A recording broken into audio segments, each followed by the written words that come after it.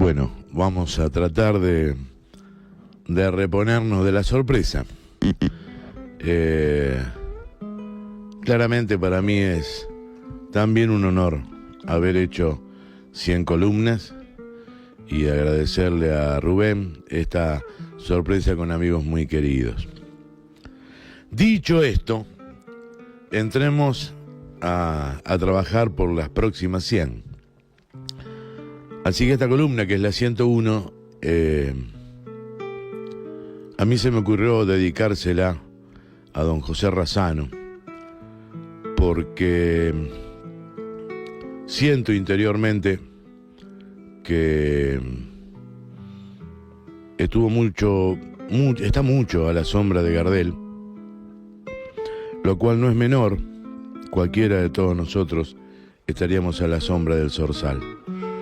Pero el tipo tiene una trayectoria y tiene una carrera sinceramente ponderable. Así que, basándome en el libro que se llama La vida de Carlos Gardel, contada por José Razzano, puedo contarles que en 1903, un Razzano de 16 años ya trabajaba como cantor criollo en la Compañía Dramática Nacional, encabezada por Adriana Cornaro. En la obra que se llamaba Justicia Humana, de Agustín Fontanella, encarna un actor ahí, el personaje de Juancho, y en un intervalo de la obra realiza una payada de contrapunto con Damián Méndez, que trabajaba en otra obra que se llamaba La Calandria, de Martiniano Leguizamón. Por aquel entonces formaba parte del centro gauchesco Los Pampeanos, como antes lo había hecho con otros centros criollos. José Francisco Razzano había nacido en Montevideo, capital de la República Oriental del Uruguay,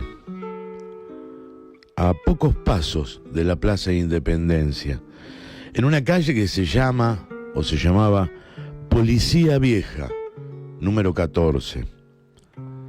Nació el 25 de febrero de 1887 y tenía apenas 2 años cuando falleció su papá, y su mamá decidió venirse a probar suerte a Buenos Aires, ya que tenía unos familiares.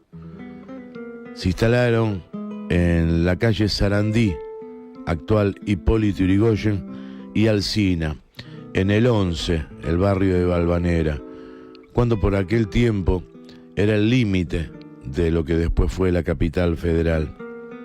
Barrio en el que José Razzano comenzó a ser un cantorcito aficionado. Desde pibe, Razzano se sintió atraído por el canto, lo que lo llevó a integrar el coro de la iglesia Regina Martyrium, conocida como la iglesia de los jesuitas. Al tiempo se relacionó con 2 grandes amigos que posteriormente llegarían a ser figuras de la música y de la escena nacional: Samuel Castriota, aquel de Mi Noche Triste, y Roberto Casó. En 1901, un Razzano de 14 años y un Casó de 16 deciden escaparse a Uruguay para probar suerte como artistas, José cantando y Roberto haciendo imitaciones cómicas. Ese periplo por la banda oriental resultó un fracaso terrible. Por ser menores, no podían hacer su actividad, su rutina, en Montevideo, por lo cual solo pudieron presentarse en algunos peringundines periféricos. Entonces, Castriota, el amigo que había quedado en Buenos Aires, enterado de la situación por la que estaban pasando sus 2 compañeros y teniendo el dinero suficiente, decidió ir a rescatarlos. Y tenía el dinero suficiente porque Samuel Castriota, para los que no lo saben, había ganado en la lotería. Paralelamente a su labor junto a Roberto Casó, Razzano supo integrar centros tradicionalistas de Avellaneda. Para los carnavales de 1903 formó parte del conjunto El Pacará como cantor criollo. También en los carnavales de 1909 pasó a ser parte de otro centro criollo, Los Leales de Barracas al Sur, cuando se denominaba así a la zona de Avellaneda. De su vinculación con las agrupaciones gauchescas nacieron las primeras amistades con prestigiosos hombres y mujeres. Por ejemplo, José Franco, los hermanos Petray, entre muchos otros apellidos de la época. Como era costumbre en aquel tiempo, Razzano también actuó en los comités conservadores de Capital Federal y de la provincia, llegando a cantar para el presidente Carlos Pellegrini. Desde antes del centenario comenzó a frecuentar el almacén de Calegari, un almacén que quedaba en la esquina de la avenida Corrientes y Paraná. Y también el Café del Pelado de su barrio, Balvanera Sur, que estaba en la esquina de Moreno y Entre Ríos. En esos lugares comienza a trascender su fama de cantor criollo. Las mentas del por entonces llamado Orientalito pasaron pronto a la frontera de la parroquia. Por tal motivo, en 1910 comienza a grabar como solistas 10 temas criollos, siendo el primero La China Fiera, a dúo con Francisco Martínez, ya que estaban contratados por la Casa Víctor. Escuchemos a aquel José Serrano cantando Los Últimos Gauchos, un vals compuesto por Montenegro y por De Sojo. Escuchen.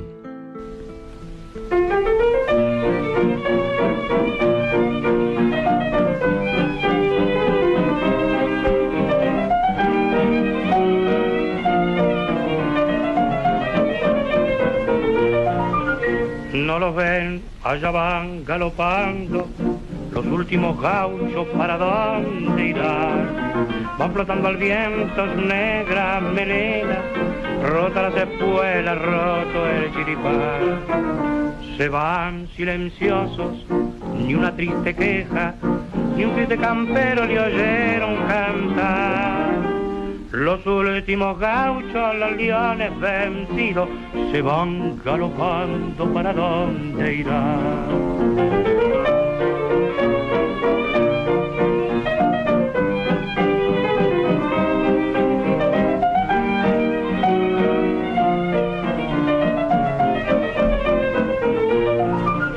Boleadoras, lazos, vinchas y culeros, se fueron con ellos y la tradición. Con rabia rompieron su linda guitarra, después apagaron el gaucho fogón. Allá van los centauros de la patria mía, se llevan con ellos nuestra tradición. Como una bandera su negra melena se agitan al viento en un último adiós.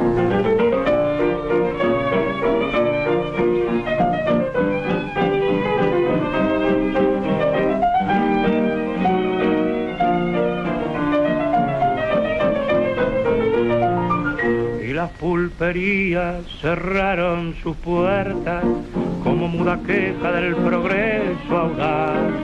Hoy son extranjeros, habitan la pampa, el gaucho vencido se fue sin llorar.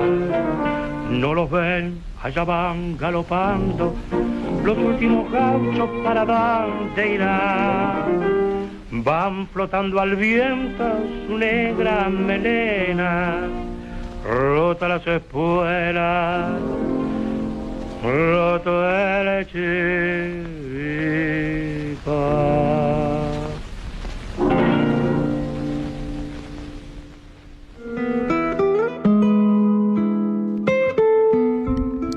Esta grabación está remasterizada, por supuesto, y es de 1927. Pero siguiendo con su historia, para diciembre de 1911, hace participar a Gardel de una invitación que le había hecho un agente muy pudiente, en nombre de Pancho Teruel, para cantar ante unos señores. Por la noche ambos acuden a la confitería Perú, de la avenida Perú, de la calle Perú y Avenida de Mayo, y allí se encuentran con el mismísimo Pancho Teruel, Pedro Carreras, que era senador, Cristino Benavides, jefe de la policía de la provincia de Buenos Aires, Osmán Pérez Freire, un músico chileno. Parten todos hacia la casa de Madame Jean, en Viamonte y Esmeralda. Allí los esperaban a cenar y cantarían después hasta pasada la medianoche. Terminada la reunión, todos deciden continuar la farra yendo al Armenonville. Ahí les picó el deseo de volver a oír al dúo de cantores y las voces empezaron el revuelo entre los demás concurrentes. Se acercaron a la mesa a mirar y a escuchar Jorge Newbery, Jiménez Lastras, Manuel Manucho Guiraldes, entre otros. Carlos y José no se daban tregua y encima el champán los hacía cantar mejor. Recuerda Razzano, en un alto de las interpretaciones, es llamado por los dueños del Armenonville, que eran Lanzavecchia y Loureiro, los que le hacen un ofrecimiento de trabajo para actuar allí con un pago de 70 pesos por noche, con el agregado de ganar algunas extras en los reservados. La sorpresa de Razzano es tal que se apresura a contarle a Gardel, y cuando se lo cuenta, Gardel le dice: ¿los 70 pesos son por mes? No, Carlito, por día. ¿Por día? Mirá, viejo, por esa plata, yo soy capaz de cantarle y hasta de lavarle los platos. Al día siguiente debutaron compartiendo el programa con un conjunto integrado por Roberto Firpo en el piano, al cual ya le hicimos un territorio secreto, Eduardo Arolas en el bandoneón y Tito Roca Tagliata en el violín. La actuación de los cantores es tan exitosa que terminan llevándolos en andas. Así comienza la actividad profesional de Gardel y, por consiguiente, la del rubro artístico Gardel Razzano. Su popularidad se acrecienta noche tras noche en el Armenonville y deriva en una actividad frenética que lo llevará a presentarse en teatros de la capital y de las provincias de nuestro país. La popularidad es tal que el director de teatro, Elías Alipi, le propone a Pablo Podestá la incorporación de estos muchachos en su obra El Paraíso, comedia en 3 actos de Maurice Hennequin. Durante una temporada cerraron un acuerdo de 20 pesos por función. Así, debutaron el 8 de enero de ese año en el Teatro Nacional. Decía José Di Clemente que Gardel y Razzano eran formidables formando dúo y que el verdadero valor de sus interpretaciones residía en la actuación en vivo, ya que no había, por aquel entonces, métodos discográficos que pudieran transmitir lo que ellos transmitían en el vivo. Al comienzo de su labor fonográfica, iniciada en 1917, con la firma de un contrato con Max Glucksmann, Razzano y Gardel figuraban como autores de casi todos los temas, hecho no tan veraz. Lo que sí puede asegurarse que el tema A mi morocha, grabado por José Razzano solo, sí era de su autoría, por estar dedicado a Cristina, su mujer, con quien se casó. Gardel sería el padrino de su primera hija, de la primera hija del matrimonio, y con toda la plata que venían ganando, con esos dividendos, José Razzano compró su casa en el barrio de Flores, Bonorino 477, entre Bilbao y Directorio. Casa que, como decimos en muchas columnas de Territorio Secreto del Tango, está olvidada. No tiene placa, no tiene la la manutención, digamos así, que tendría que tener del gobierno de la ciudad de Buenos Aires. En esa casa estuvo Gardel, Troilo, Charlo, Mansi, Mariano Mores, montones de gente.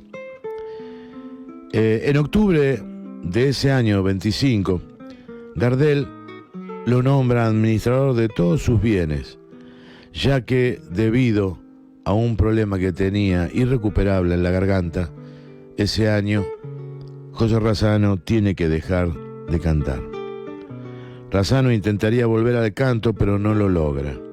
Quedarán para la historia dos postreras grabaciones del dúo el 31 de diciembre del 29, Claveles Mendocinos y Serrana Impía. Por muchos años fue representante de Charlo, José Razzano. También infaltable concurrente a las reuniones que hacían los capos del tango de la década del 40, Pichuco, Cátulo Castillo, Alberto Maida. Con Pichuco justamente gana un segundo premio en el concurso de música popular de Saladic en el año 1951. Se llamaba Compadre, ¿qué le va a hacer? José Razzano era además un jinete trashumante y diestro en los trabajos ganaderos. Falleció un 30 de abril de 1960. Pero cuando se le preguntaba en qué año encontró Gardel, Pepe decía esto.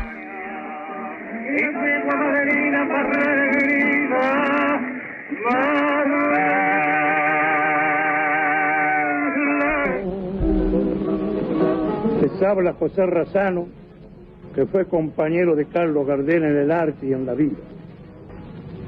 Cuando los dos éramos poco más que muchachos, cuando los dos empezábamos a hacernos oír en la rueda del canto criollo, a él lo llamaban el morocho y a mí el oriental.